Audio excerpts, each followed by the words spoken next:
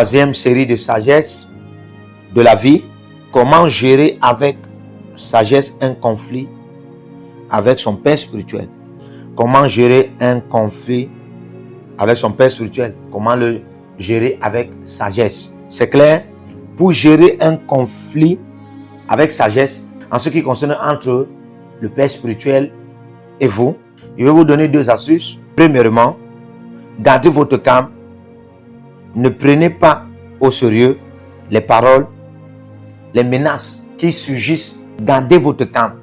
Ne prenez pas en premier pas au sérieux les paroles, les menaces. Vous voyez, c'est l'exemple de Jésus qui est père spirituel de Pierre. Dans Matthieu 16, le verset 23. La Bible dit, Jésus venait de célébrer Pierre.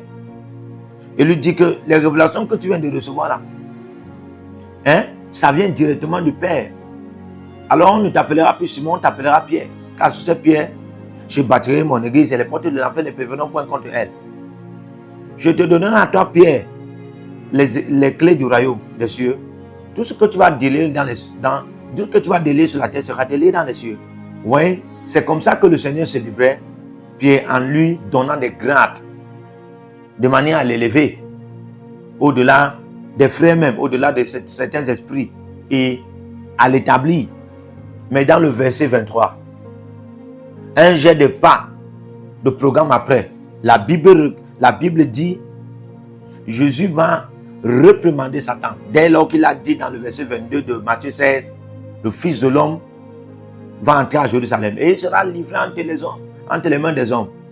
Ils vont le mettre en prison, ils vont le ressortir, ils vont le frapper, ils vont le crucifier le 3e jour. Il va mourir, le 3e jour, il va ressusciter. Pierre le reprend et lui dit, Seigneur, je mourrai avec toi. Non, tu ne vas même pas mourir. Et Jésus n'a même pas pris garde que c'est peut-être question d'émotion et de compassion qui se manifeste sur Pierre en son égard. Pierre est certainement en train de vouloir s'inquiéter du maître. Pierre est certainement en train de manifester son amour, son idylle envers le maître. Certainement Pierre a un bon cœur. Jésus n'a pas pris garde de cela. Directement il s'est tourné, il a dit, arrière de moi, Satan. Ce maître-là, ce père spirituel-là, il est grossier, il est colérique, non? Il n'a que des paroles de malédiction dans sa bouche. Mais non, Jésus s'est directement tourné vers Pierre, s'adressant à Satan. Il n'a pas dit à Pierre que je suis en train de dire à Satan. Donc c'est comme s'il disait à Pierre directement, arrière de moi, Satan. Donc c'est comme s'il appelait Pierre Satan. Mais malgré tout ce que Pierre a entendu que Jésus a dit, arrière de moi, Satan. Ce n'est pas comme si Jésus est en train de délivrer Pierre de Satan. Parce qu'après ça, il n'y a pas eu manifestation de puissance là. Et Pierre n'est pas tombé là et Satan n'est pas sorti du corps de Pierre. Non. Jésus est en train de réprimander et c'est pourquoi il a dit, arrière de moi, Satan, car tes pensées ne sont que les pensées des hommes et non de Dieu. Mais ça, c'est brut, c'est à Dieu. Ça fait mal directement. C'est pas sage, c'est pas humble, c'est pas mature, c'est pas le caractère d'un père. Un père, on va dire un père censé montrer un bon caractère de leadership. Il doit savoir comment parler à ses subordonnés. Non, alléluia. Dans 1 Pierre 2, le verset 18, la Bible dit que Dieu nous a donné des maîtres à qui on doit se soumettre. Ceux qui sont durs de caractère et ceux qui sont doux, c'est-à-dire faciles de caractère. Ils sont là, c'est toujours des maîtres. Pierre est resté tranquille. Il savait que Jésus était aussi dur de caractère. Mais c'est un bon berger, c'est un bon maître, c'est un bon leader, c'est un bon père spirituel. Alléluia. Il n'a rien dit, il n'a pas donné des mots pour dire pourquoi tu me parles comme ça, pourquoi tu me réponds comme ça, pourquoi tu me réponds comme ça. Je m'inquiète de toi, j'essaie de manifester la compassion. Non, il n'a pas répondu, il n'a pas riposté. Le calme montre l'humilité. Le calme révèle aussi la soumission.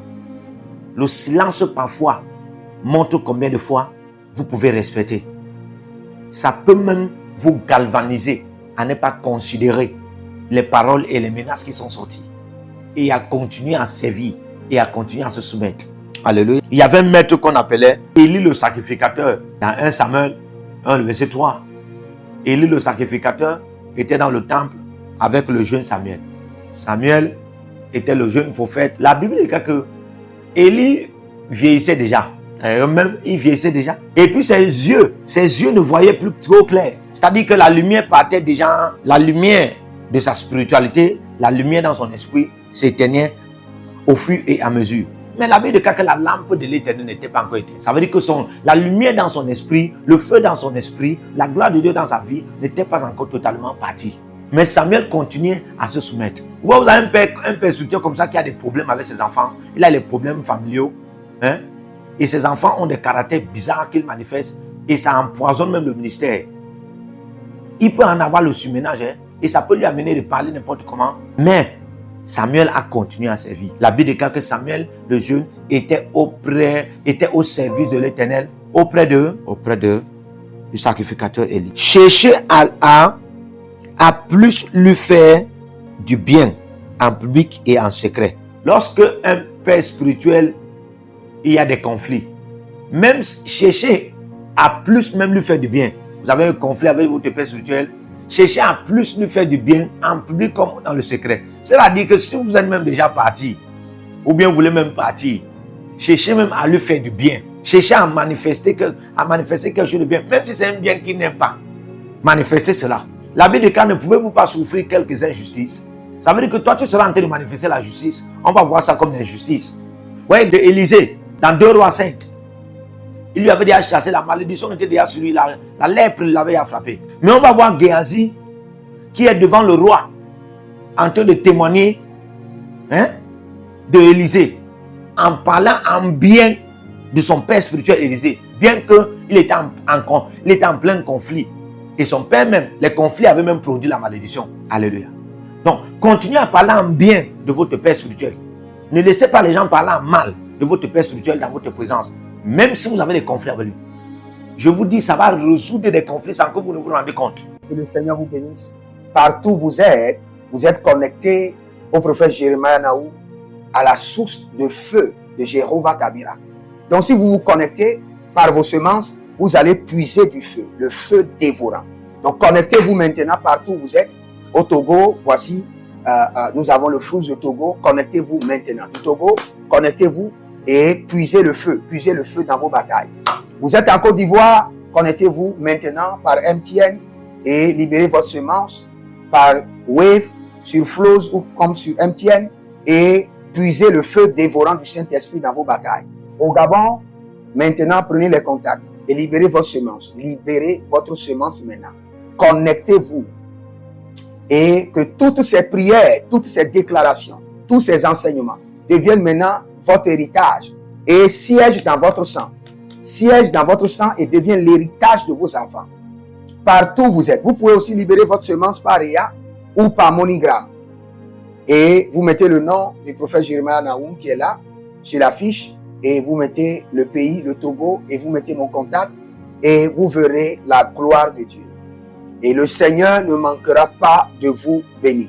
Et vous pouvez aussi vous inscrire à l'école prophétique Les Aigles en Action, à l'Institut biblique L'Aigle de la Révélation. Vous êtes un jeune pasteur, inscrivez-vous maintenant. Et vous voulez une section de délivrance personnelle, inscrivez-vous maintenant. Vous voulez une consultation prophétique personnelle ou VIP, inscrivez-vous maintenant. Vous avez quelqu'un qui a été malade et vous voulez que je prenne soin de la personne et que je prie pour la personne. Vous avez quelqu'un qui a une maladie qu'on ne comprend pas, inscrivez-vous maintenant. Et vous verrez la gloire de Dieu. Tous ces enseignements, ces prières sont à vous. C'est votre héritage. Utilisez-les, priez avec, partagez et vous verrez la gloire de notre Seigneur Jésus-Christ de Nazareth. Et n'oubliez jamais, avant de partir, libérez vos semences et écrivez, l'Éternel a parlé, l'Éternel a agi. Shalom.